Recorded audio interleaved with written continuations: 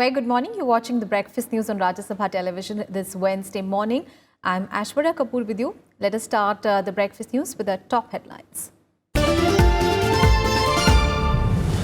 Prime Minister Nirav Modi to campaign in Haryana's Fatehabad, Kurukshetra for 6th phase polls, address a public rally at Ramleela Maidan in Delhi.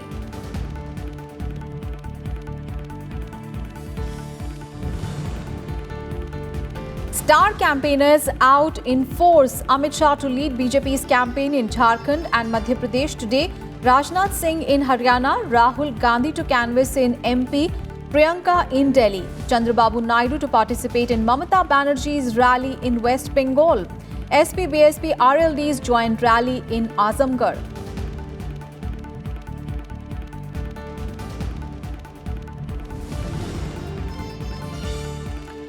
Convoy of West Bengal BJP chief Dilip Ghosh and Assam Finance Minister Himanta Biswa Sarma attacked in East Midnapore. No one injured. BJP accuses TMC of attack. TMC alleges the CPM sponsored the attack.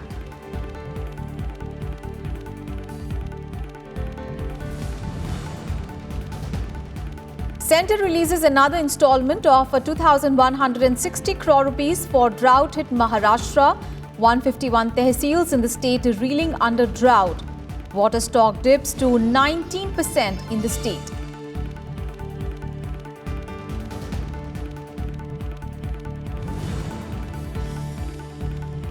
And South Africa to vote today to elect its National Assembly and provincial legislatures.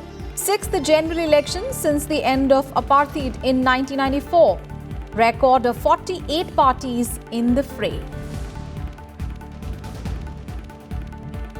Let us begin the bulletin with all the election-related news.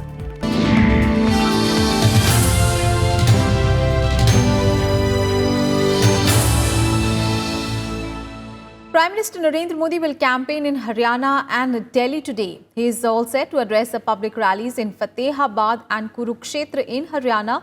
Now, both these constituencies will vote in the 6th phase on 12th of May. And in the national capital, Prime Minister Modi will address a rally at Ramleela Maidan. Remember, Delhi will also go to polls in the 6th phase.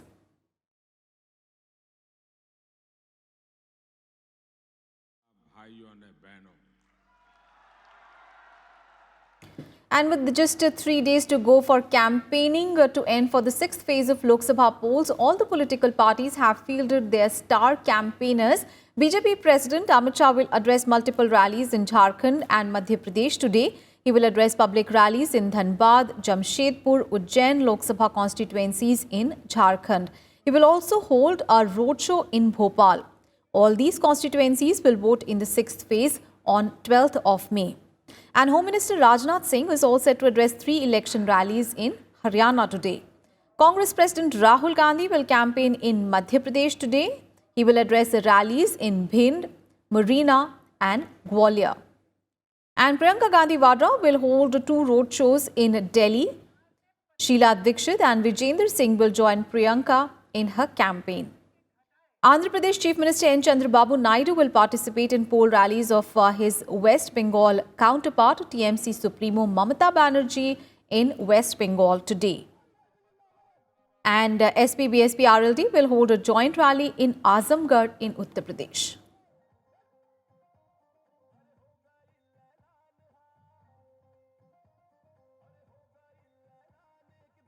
Big story coming in from West Bengal now, where the convoy of West Bengal BJP chief Dilip Ghosh and Assam Finance Minister Himanta Biswa Sarma was attacked in East Midnapore on Tuesday evening.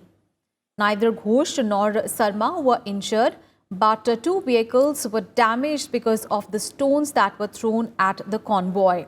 The attack took place at around 6:30 p.m. when the 2 BJP leaders were on their way to Khejuri under Kanti Lok Sabha constituency to canvass for the party candidate Debashish Samanta there. The police has detained 4 people and is investigating the incident. The BJP has accused the TMC for the attack. However, the ruling party in West Bengal has rubbished the allegation, claiming that the attack could have been perpetrated by CPIM-sheltered anti-socials. A BJP delegation will meet the Election Commission over the issue.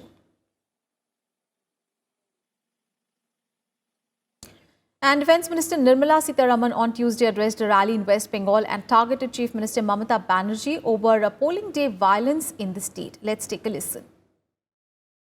In spite of central forces coming in, assuring the voters that their presence will make a difference, these syndicate Morcha people are all over the place. The central forces can be very close to the polling booth and assure voters that they can come and peacefully cast their vote and go. But if the streets are being loitered around by our syndicate Morchas, these forces, people will be scared to come to the polling booth. And therefore, not only that, violence which is being perpetrated by TMC workers. And the BJP on Tuesday also lodged a complaint with the Election Commission alleging that the West Bengal government is planning to scuttle the public rallies of Prime Minister Nirav Modi. हम चुनाव आयोग से विशेष रूप से आग्रह करने गए थे कि पुरुलिया में और बांकुरा में परसों जो प्रधानमंत्री जी की सभा होने वाली है उसको बंगाल सरकार के द्वारा गलत तरीके से वहां के स्थानीय प्रशासन पर और डीएम पर दबाव डाल के रोकने का काम किया जा रहा है। हमें चुनाव आयोग ने पूरी तरीके से ये आश्वस्त किया है कि चुनाव आयोग इसको सख्ती से लेगा और उस पर कार्रवाई करेंगे। And a big story coming in from Tripura, where the Election Commission has ordered repolling on 168 polling booths of the West Tripura parliamentary constituency. The repolling is scheduled for the 6th phase of Lok Sabha elections on 12th of May. The seat has a total of 1,679 polling booths. Election Commission's special observer for Tripura had recommended repolling in some polling stations on the ground that the poll process was vitiated due to massive booth capturing and false voting. Tripura West parliamentary seat has recorded over 81% of the voter turnout when the constituency went to polls on 11th of April. And a big setback to the opposition parties. The Supreme Court on Tuesday dismissed a review plea filed by 21 opposition leaders seeking an increase in the random matching of VVPAT slips with the EVMs in the ongoing Lok Sabha elections. The bench headed by Chief Justice Ranjan Gogoi said that the Supreme Court was not inclined to interfere in the matter. The opposition parties were seeking a review of the Apex Court's April order directing the Election Commission to increase the random matching of VVPAT slips with the EVMs to 5 polling booths per assembly segment. The plea was filed by opposition leaders led by Andhra Pradesh Chief Minister Chandrababu Naidu, demanding the verification of at least 25% of the EVMs with VVPAT slips in the ongoing Lok Sabha elections. That we bow down to the court order which has just now dismissed our review prayer. All that we are saying is that although we want 50%, you may increase it for this phase or this time to at least 33%, worse comes to worse to 25%. Without that, the principle which you have accepted will not have meaningful operation in play. Unfortunately, that has not been accepted today. We have also pointed out another lacuna of the Election Commission's approach. Having accepted the earlier order of 5 times increase, the Election Commission has got no guideline, no system. What will they do if all the 5 machines in a particular case, or 4 out of 5 or 3 out of 5, are found to be suspect on a VVPAT auto check? हमारे विपक्ष के साथी EVM के मुद्दे को लेकर के फिर सुप्रीम कोर्ट गए थे और आज चुनाव आयोग गए। ये स्थिति ठीक वैसी ही दिखती है जैसे कि युद्ध के मैदान में युद्ध खत्म होने से पहले ही आत्मसमर्पण कर दिया जाए। जो ईवीएम विलाप मंडली है वो चुनावी जंग पूरी होने से पहले ही आत्मसमर्पण करती हुई दिख रही है। ये जो ईवीएम को खत्म करके बैलेट पेपर के युग को लाना चाहते हैं, ये ठीक उस तरह से है जिस तरह से लाइट के युग को खत्म करके लालटेन के युग को लाने की कोशिश हो। And after Supreme Court rejected the 21 opposition parties' review plea seeking a further increase in the random matching of EVMs with the VVPAT slips, the delegation met Election Commission on Tuesday again, asking it to review their vote counting guidelines. TDP chief N. Chandrababu Naidu, who was among one of the opposition leaders who had appealed in the court, said that we are demanding transparency in the election process. It is very easy. That is much more complicated. It is much more easy also. At a time, 14 votes they will do. For that, what they are doing now, every vote they are counting. And also returning officer and observer, they are doing. You are having faith on EVM counting. You don't have any faith on VVPAT counting. That is what we are asking. If you use that, 5 votes what they are counting, they can count simultaneously 70 votes. Our demand will be fulfilled at the same time. And now a special report. The New Delhi Lok Sabha constituency will see a triangular fight this time, with all the 3 major political parties, the BJP, the Congress and the Aam Aadmi Party, fielding candidates here. Our correspondent Ankur Srivastava brings us this report.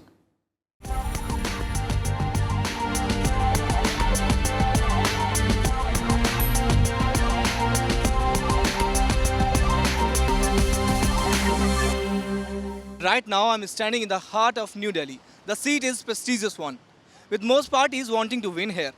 In this election, the fight is triangular between the BJP, Congress and the Aam Aadmi Party.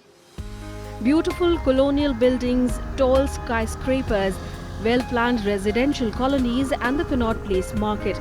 This is Lutyens, Delhi. The area is part of the New Delhi Lok Sabha constituency that is made up of mostly the upper middle class and middle class families. Even though it seems that all basic facilities are available in this area, but vehicle parking and poor sewage systems have emerged as issues. मैं यहाँ 30 सालों से रह रही हूँ। यहाँ सब समस्या बस सिर्फ पार्किंग की है और सीवरेज की है। हमारी कुछ एरिया यहाँ है कलाली बाग मस्जिद कंपाउंड गोल मार्केट, न वहाँ बिजली की सुविधाएं न पानी की सुविधाएं, कोई सरकारी सुविधाएं नहीं मिल रही और काफ़ी परहेज करते रहते हैं। Sarojini Nagar, a key business and residential area, is part of the New Delhi Lok Sabha constituency. The huge footfall of tourists and shoppers compounds the problems of residents here. मैं यहाँ पर काफ़ी सालों से आ रही हूँ और ये बहुत अच्छी जगह है और वेरी रीज़नेबल, और यहाँ के लोग भी ठीक है, मतलब सेफ फील करती हूँ, मतलब कोई इनसिक्योरिटी नहीं लगती मुझे।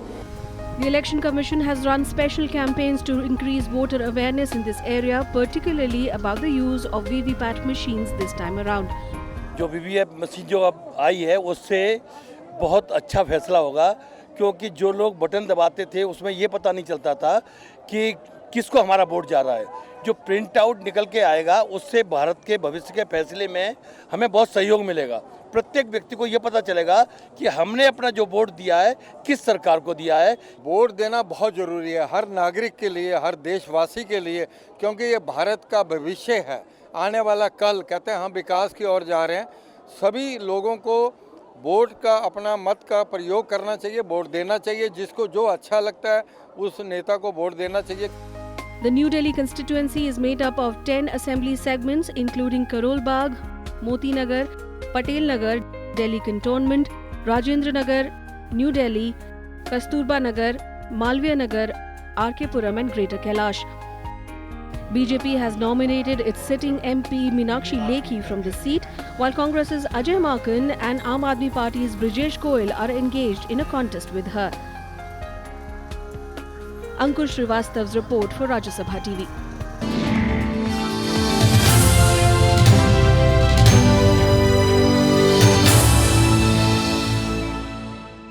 And in breakfast news, we'll take a very short break. We'll be back with more news on the other side. Stay with us.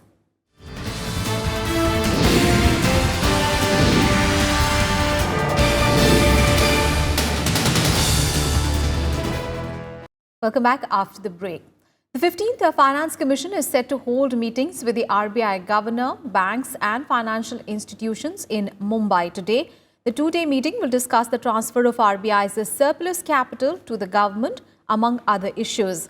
The 15th Finance Commission will also discuss the possible scenarios of the Bimal Jalan Committee report on surplus capital, requirements of a recapitalization of banks and their impact on the cost of borrowings of government and cost of borrowings of the centre and of the states during the award period of the 15th Finance Commission will also be discussed.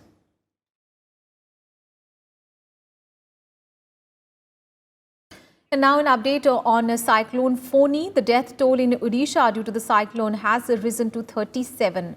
Residents of Odisha continue to battle the aftermath of the extremely severe cyclonic storm Ockhi, which ravaged 14 districts during last weeks along the Odisha coast.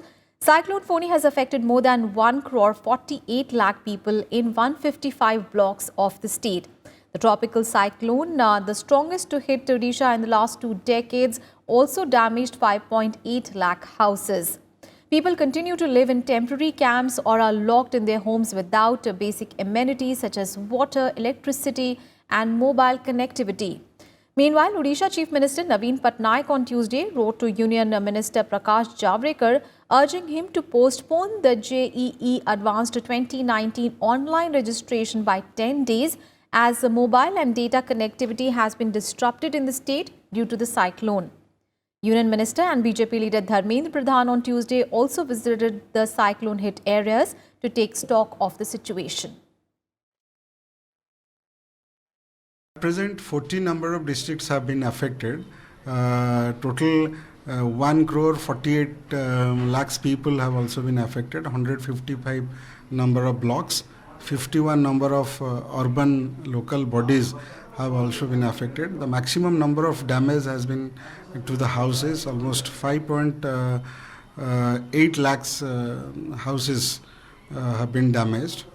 And till now we have got the official report of 37 number of casualties. 14 districts almost except Khordha and Puri and Cuttack, some portion of Cuttack.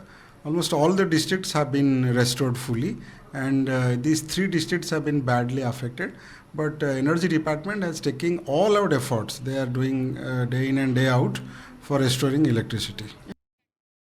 Big story coming in from Maharashtra, where the centre has released a fresh installment of 2,160 crore rupees to the Maharashtra government for taking drought mitigation measures. The total central assistance received so far in the state is 4,248.59 crore rupees. In October, the state government had declared a drought in 151 of the 358 tehsils, which makes nearly half of the state. In Marathwada, the worst hit region, water levels in 8 of the 9 reservoirs have hit zero.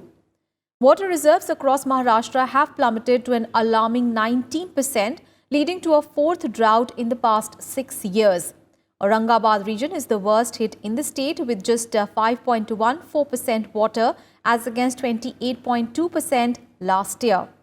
And second is Nagpur, where only 10.17% water has left against 15.91% previous year.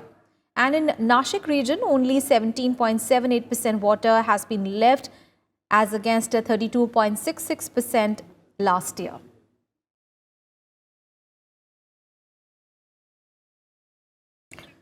And the government has approved the lowering of NEET PG cut-offs by 6 percentile for the year 2019-20.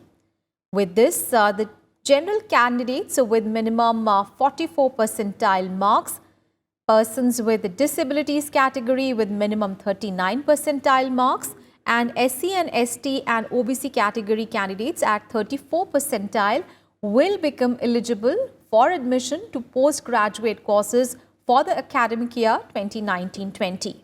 The decision was taken by the Health Ministry and in consultation with the Medical Council of India.